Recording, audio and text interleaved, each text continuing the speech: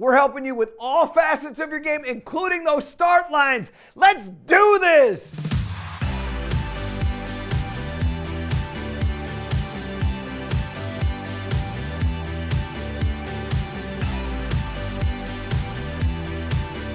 It's time for Proving It, presented by Titleist.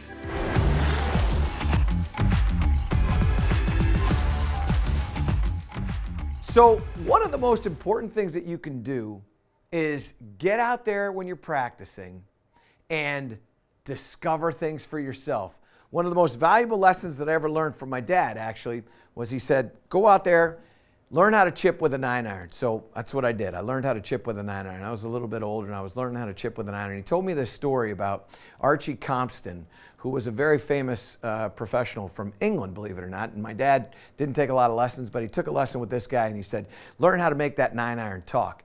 Well, later in my career, I went to work for a guy named Gil Kavanaugh, and he said, you want to get really good in your short game, learn how to get a ball up and down with a 9-iron from anywhere. And then when you go to a sand wedge or a lob wedge, it'll be a lot easier. So I figured out how to do all this stuff. That self-discovery is really important. I want to let you understand how to do this for yourself. Now, here I have my 9-iron. I've got a shot of about 30 yards right here. And when I hit this shot, I'm just going to show you just a standard little 9-iron shot, give you a baseline thing, and then show you what goes on as I start doing certain things to get this 9-iron to cooperate like other clubs. So, got a little 9-iron shot. And I hit that shot, I land that just a little bit shy of the 20, and it goes up to right around 30 yards. In fact, it goes up to about 31 yards. So I landed that about halfway, 15 yards. It rolled out another 16 yards to about 31.1. As we start to look at this, I want you to just pay attention to some of these things. First of all, the launch angle on that was 22.6. So we'll just call it 23 as we try to remember these things. That was 23. My spin number on the backspin is about 28.54. So we'll call it 28. So I got 28 in my spin. I got 23 in my launch angle. Now what I want to do is I want to be able to hit this ball a little bit higher. Well, the obvious thing would be, okay, you got to move the ball more forward in your stance. So if I move it more forward in my stance and I just hit it from here and I hit that shot, we look at what that did. That launched, believe it or not, at 21.4. So that actually launched lower. Why did it launch lower? Well, because I moved it forward, I went to go get it. And when I went to go get it, I didn't really let go of the golf club or let go of the angle.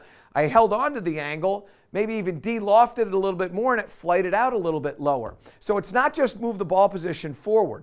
What we actually want to do is we want to focus on what we're doing with this club face. And I want to get this club face to open up. I need to add loft. If I'm trying to get this ball up into the air and I want it to look like a 58 or a 56 degree wedge, I need it to point more to the sky. So when I take that club and I do that, now the handle is behind. So now what ends up happening is if I take this, I open up the club like this, now the face is over there to the right. So that's maybe the ball's going to go over there. And if I put it up there and do this, now all of a sudden, well, I got the loft that I want, but the ball is really outside of my framework. So how do we do this? Well, I still want this club shaft to be leaning backwards. So I want the handle behind the head. That's how I get some loft. But now I want to hold this club the way it was designed to be held for me so that the shaft is kind of in line with my body. Well, what you can see now is I'm way, way, way left. So I get a little alignment stick here, and I'm going to put that alignment stick right in there. Now what I want to do is I want to swing along the line or the framework of my body. So the club face is still pointed at my target over here. And now what I'm going to do is I'm just going to swing this club along my line. And now I hit the shot like that. Now, let's go over here and see how things changed. My apex, by the way, was at 4 before. Now it's at 10. But let's look at what happened to the spin rate. Remember that spin rate was right around 2,900? Now all of a sudden my spin rate went up to 6,400, which is about what I'm going to get when I'm using my 54-degree wedge. When I get to where I'm using a 60-degree wedge, or I use a 58, that ball's going to have about 7,000 to 7,400 RPMs of spin on just a standard shot without me me trying to add anything to it. So I increased my spin rate to about what I get with my 54-degree wedge. I also launched that thing at 31.3. And what happened? Well, the ball carried about 21 yards and it rolled out to 26. Remember before I was 15 and 31, so I was getting a little bit more roll than I got air time. Here, it only rolled out 6 feet, so I flew it farther and it spun a little bit more so it didn't travel as far. Now, if I want to go up into the air a little bit more, now what I'm going to do is the exact same thing, only I'm going to spin this just a little bit more to the left. That's going to allow the club shaft to lay back a little bit more. I'm going to get the handle just a little bit lower. That's going to help me get a little bit more loft on that club. I take a bigger swing, hit that up into the air just like that. Now come on over here and watch what happens again. My apex now goes to 17. So before I was at 4, then I got it to 10. Now I got it to 17. My vertical launch on that went 38. So I really got that up into the air. That launched very, very high. And my spin rate now at about 6,900. So almost up to 7,000, which is pretty close to what I would get with that 58-degree wedge that I was telling you about. And what happened? Well, this all of a sudden now carried out to 26.5. So really far into that. And it only went about 29 yards. So the ball only rolled out about 2.5 yards. So I was able to get that golf ball to launch in the air a lot higher, increase my spin rate, which is going to help to get that to stop because it launched higher and because it went higher, 17 feet. Now when it's coming down, now the descent angle is very steep to the ground. Now it's not going to roll a whole lot. So what does that mean? What that means is self-discovery is a really important thing for you. And what I want you to experiment with is taking a 9-iron or a pitching wedge and figuring out how to change lofts, figuring out how to change trajectories, figuring out how to add spin or take spin out. Those are all things that are going to help you have a better short game so that when you find yourself in a circumstance that you're unfamiliar with, that you have messed around with these clubs to the point where you have an idea of, hey, you know what, if I do this or I do that, if I move the ball out here or I swing across like this or whatever, now all of a sudden you've got a chance at figuring out the riddle that is the short game, and it can be incredibly difficult. And that's Proven It, presented by Titleist. It's time for a grip tip, presented by Golf Pride. So many times I watch you play some shots. You're around in the short game area, and you want to hit a shot that goes up into the air. So what do? You take your normal grip, then you set over the shot, then you open up the club face, but you don't alter your grip. And what ends up happening is you end up setting yourself in this position, but when you come back through, you come back to where you normally come back, and now all of a sudden when you hit this, the ball flights out really, really low, has a little bit of roll to it, and doesn't end up close to the flag. We got to change that. The way you're going to be successful is altering the way you have your hands on the golf club prior to hitting the shot. And what that will do for you is it will put your hands in the exact same position at address that they are, whether the club face would be quote unquote square or open or closed. Now, how do you do that? Well, with this Align technology, what we do is we take this raised rib in the back of the grip and I put it into different parts of my fingers. So if I want to put some loft on the club, I take the Align, I line it up right in that first joint of my lead hand. Now I put my club down on the ground. You can see how the club face is open. And when that club face is open, now it's going to throw the ball up into the air. So let me show you what I mean. Pull this ball in there. I hit that last shot. The ball went about 24, 25 yards in the air. Now, when I take this club, put that Align technology right into that part of my fingers, put the club in here. Now the club face is open. Now I hit this shot. Now it shoots the ball straight up into the air. And I shoot it straight up into the air. It flew about 26 yards into the air, a little bit to the right because the club face is open, but a little bit to the right, but it went the distance that I wanted it to go. And my spin rate went up to about almost 7,000 RPMs. It's at 6,800. Now, watch what happens. Let me just check one other thing here too. So the launch angle on that was about 38 degrees. Now what I'm going to do is I'm now going to take that Align technology, instead of putting it in the first joint, I'm going to put it in the second joint of the hand. And now I put my hand on there like that. Now my club face is slightly open when I come in here. Now I'm going to hit this shot. and that one comes out a little bit flatter. It rolls a little bit farther, about 7,000 RPMs of spin, but now all of a sudden it launches out at 30 instead of launching out at 37. So by changing that, what I also got too, and Greg, I don't know if you can show this, show the trajectories of these three shots. What you're going to see is the first one is low, the second one's really high, and the third one's kind of in the middle. You can see the green one is the really high one. That was the second one. The blue one is the first one. And the red one, you got a little stair step going up here because I've altered that. Now watch what happens when I alter this one final time and I put this align technology into the knuckles of or the last knuckles there. Now all of a sudden my grip is going to be slightly closed. You can see how that's slightly closed out there. Now when I hit this shot, this one's going to jump left. It's not going to have the spin rate, nor is it going to have the trajectory, and it's probably going to run out a little bit farther. So that was flat. Now you can see what that does. So look at the spin rate on that one. Remember I was at about 7,000, 6,800 with those others. Look at this one.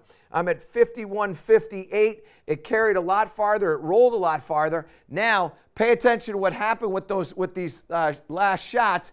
And what you're going to notice is that one was even flatter and it rolled out a little bit more. What does that all mean? The best way for you to improve your short game is understand that we don't alter the club face after we've gotten the grip. We alter the club face and then get the grip. So I set the club face like this so that the align is in whatever knuckle of the hand that I want.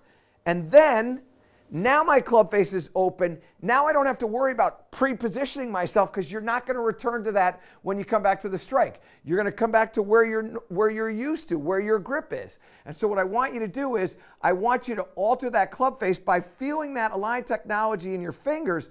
Now I know, hey, that club face is a little bit open, or that one's square, that one's a little bit closed. And as you get comfortable with this, you'll start to get a little command over the trajectory of the shot and the spin rate that it's coming off the club face at. And when that all happens, now your short game gets a whole lot better. And that there is a grip tip presented by Golf Pride.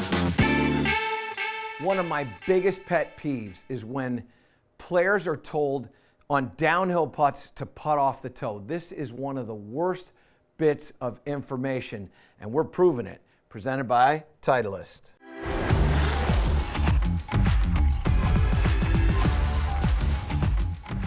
Why is setting the ball up on the toe such a bad idea? Well, first of all, we've created this downhill putt. I'm going to show you why this is a bad idea.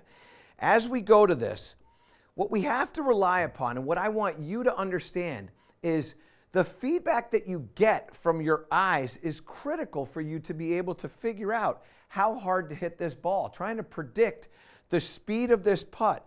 So when I get over this, I'm feeling the pace of this, and all I want to do is just kind of set this so that this ball just creeps down to the hole. It just keeps kind of tracking down to the hole, and then it finds the hole. That's what I want to feel. And what I want to be able to do is rely upon the idea that if I want the ball to travel 4 feet, let's just say, that I'm moving the putter at a rate of speed and a distance that allows the ball to travel that speed or that distance, right? So what I don't want to do is have to guess. If I hit it out on the toe, how hard am I really hitting the ball? Am I putting as much energy into that strike as I normally do? Is it the same? Is it different? I don't want to play that game. And what I see so many people do is get out here, they go, oh yeah, I got this great idea. I'm going to put it out on the toe, and then I could just stroke it at the normal rate of speed that I would normally if I had a 12-foot putt. Well, guess what? That's not what happens, because when you hit this, this toe now twists because that's where the ball is striking it. And it takes energy out because now the toe and the heel are not working together. They work in opposite directions. And it steals some energy. What it also does is it imparts a spin on the golf ball. And that spin, particularly when you're hitting putts downhill, is really important in line, because as that ball starts to twist or spin around that axis, now we get all kinds of unpredictability in the stroke. So watch when I hit this out on the toe.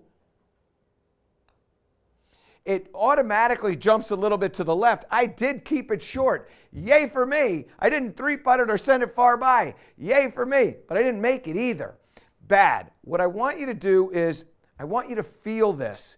And when you take your practice stroke, I want you to imagine how hard you feel like you need to hit this to get the ball to travel the distance of the front edge of the cup. And then when you have that, now let's put that ball into motion.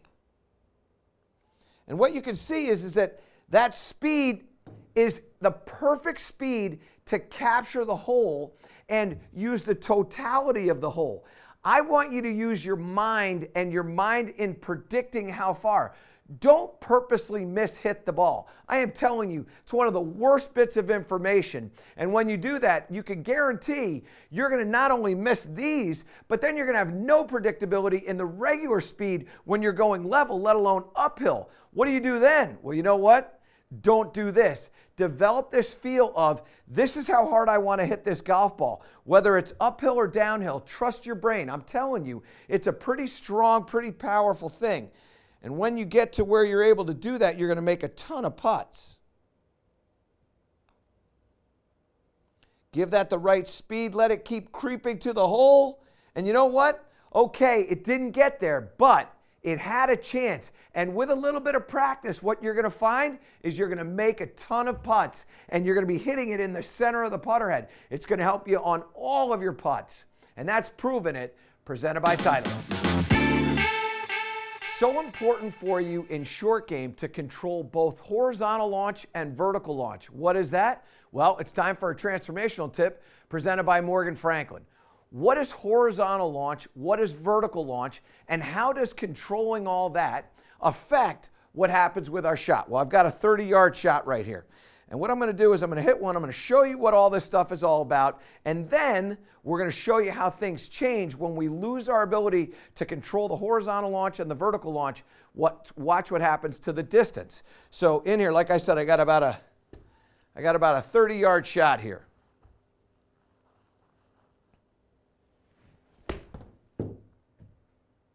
All right, now let's take a look at what we got here. That was a really good shot. I was trying to hit it 30 yards. It went 30.5, so really good. So we look at that number. I carried that about 25. Now I want you to pay attention to a few things, and we're going to write this stuff down for you. First of all, I launched that thing at about 33.4, so shot it way up into the air. It was only 0.3 to the left, so let's call that straight. Anytime I'm inside of 1 degree, either left or right, it's pretty much a straight shot, all right? Apex at 13. Look at the club head speed now. I'm 38.8, and that ball went 25.1 yards in the air. So I'm going to write some stuff down here.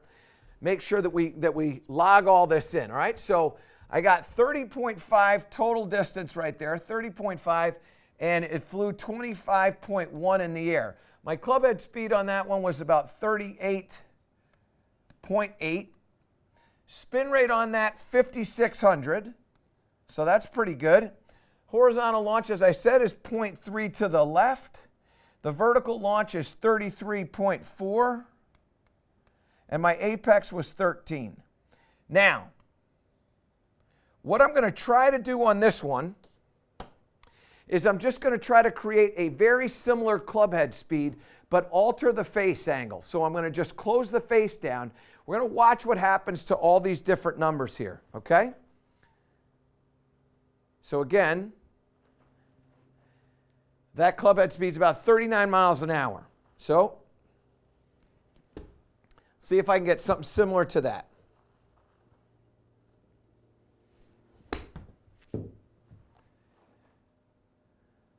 Okay.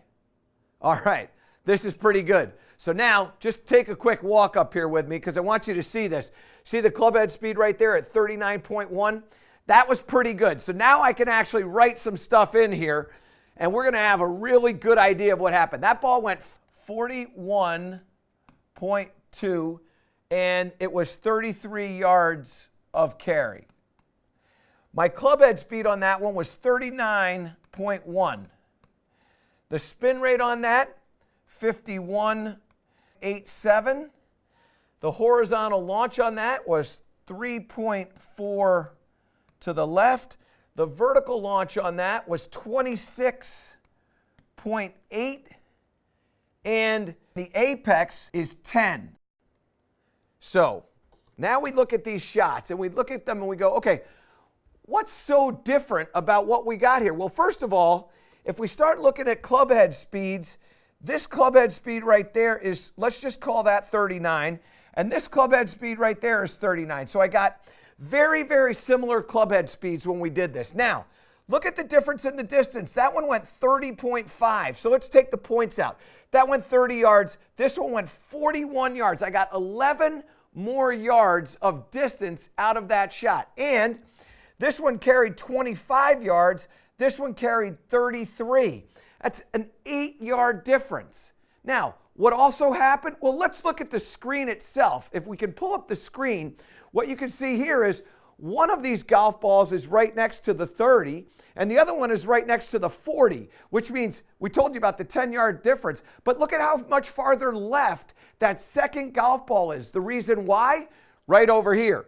Because the horizontal launch on the first one is 0.3 to the left. That was pretty straight. That's why that's close to that flag, the 30-yard flag. But over here, we're 3.4 degrees to the left. What does that mean? That means it's way left. That's a perfect shot right there, Greg. Pull those up. You can see the difference in how far those golf balls were to the left of that flag. Now, I want to go back to this last one here because we're going to show you what's going to happen here now when we take this. And I now try to take the club face and keep this club face in a little bit more open position. But what I want you to understand is that as we go through here, that's the only thing that I focused on. I had the body working the way I want. It was going right through the way I want. However, the club face altered. So many times what I see happen to you at home is you're altering the club face inconsistently, and what happens is you get inconsistent launches both horizontally and vertically. It changes the start line of the shot, the apex of the shot, the distance that the ball travels, and all sorts of different things. So we got to make sure we get consistent with it. Here's what you're going to do. You're going to get one of these things we call the field goal or the goal post. Okay? And I'm going to set this up so this is roughly in line with where I'm trying to hit the golf ball. Now, what I want you to focus on is as simple as this. This is all you have to think about. Making sure that when the club face is coming through here, that the face is square to that goal post there. So as I come through here, is that pretty much lined up over there, Greg? It looks pretty good?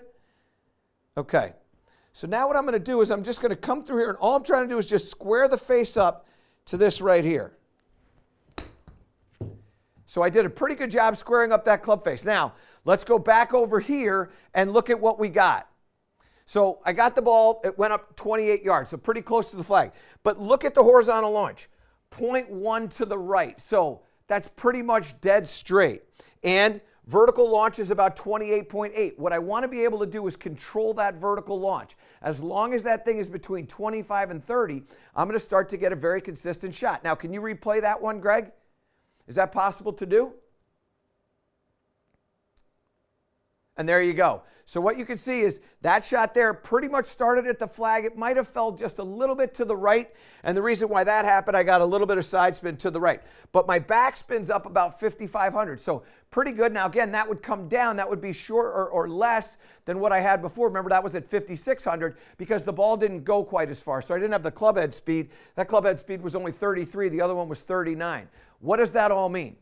What that means is that if you really want to transform your short game, you have to be able to control both the horizontal launch and the vertical launch.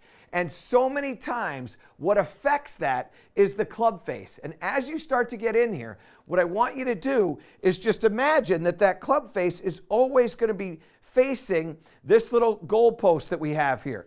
When I get that to face that goal post, now all of a sudden I'm going to start to create some consistent spin rates, some consistent distances, and consistent both horizontal and vertical launch angles. And I just ticked that just a little bit. And again, pretty similar numbers right there. The distance that the ball traveled was a little bit off. But over here you could see my launch angle 1.4 to the left, so I'm about maybe a half a degree too much to the left, still a pretty good shot. Can you play that shot? And what you're going to see with that shot there, your launch angle is at 27.7. It's a very similar shot to the one that I hit before, and the distance, right about the same. That's at 27 yards. The other one was 29 yards, so I was only 6 feet off. Pay attention to that club face. When you pay attention to the club face, what you're going to get is you're going to really take care of that horizontal launch, that vertical launch. Ultimately, you'll control the distance that the ball travels, and all you then have to focus on is the speed of the club head. And once you want to get a little bit more distance, we add a little bit more club head speed. You want to take some out, take some speed out of that club head. That's what you want to do. That's how you can transform your short game into exactly what you want it to be. That's our transformational tip, and that's presented by Morgan Franklin.